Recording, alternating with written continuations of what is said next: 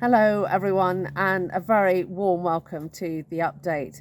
It's been, I have to say, the most extraordinary week. Obviously, our conference at the ICC in Birmingham, and I guess bringing together the breadth and depth and the strength of the NFU as an apolitical organisation. I was delighted to have both the Secretary of State, Therese Coffey, Mark Spencer, the Farming Minister, as well as the Leader of the Opposition, Sir Keir Starmer, all giving keynotes at our conference and all having the pleasure, or not perhaps, of a Q&A with me.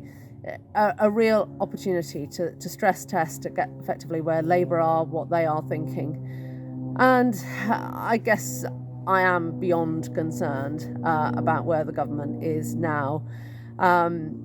Therese Coffey really did not, I think, give anybody any reassurance at all that we are on target to deliver for both food production and the environment. A big part of my speech and what I said was, it is time for this government to start walking the talk. We need action, no more warm words. The era of saying we're a wealthy nation, we can just import our food, is long over, and it's been played out in real time now. And indeed, I couldn't have written it myself that ASDA would indeed, during our conference, decide that they were having to ration salad ingredients effectively, and other retailers have since joined in. We have a real issue with tomatoes. Yeah, in part, of course, this is due to the situation in Morocco.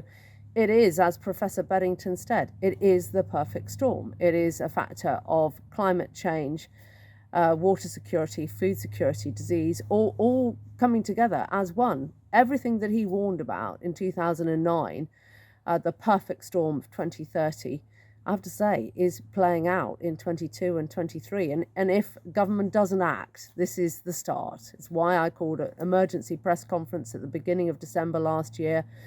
We warned of market failure with pigs. Sadly, that played out in real time. And in 2022, we produced nearly a billion, not a million, nearly a billion less eggs than we did in 2019.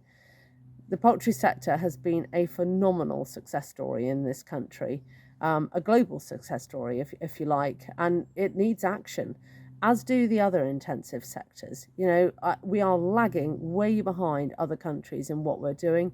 It's very clear to me, many countries in Europe are well hedged.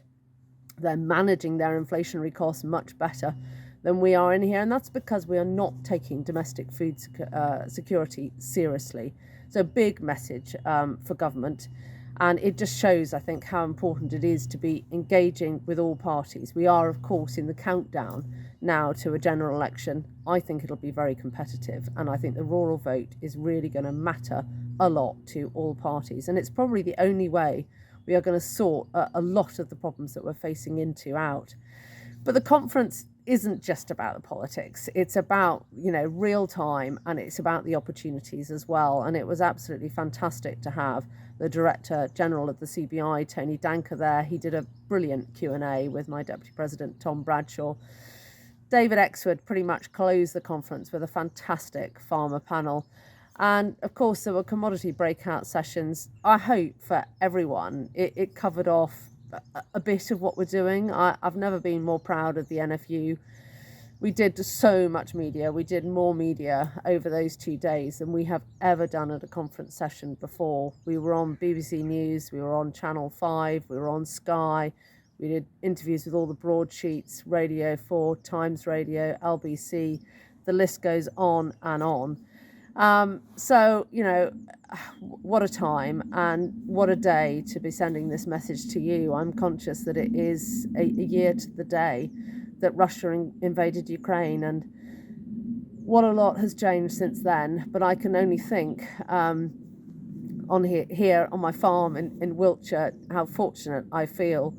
We farm in peacetime. My colleagues in Ukraine, when we speak to the Ukrainian Agrarian Forum, it's just horrific what is going on out there. So maybe it's taken Ukraine to wake up politicians globally that food matters, and without farmers, there is none. I'll leave it there. There's so much more I could say and will say in the weeks ahead. But wherever you are, take care, and I really look forward to speaking to you again soon. Many thanks.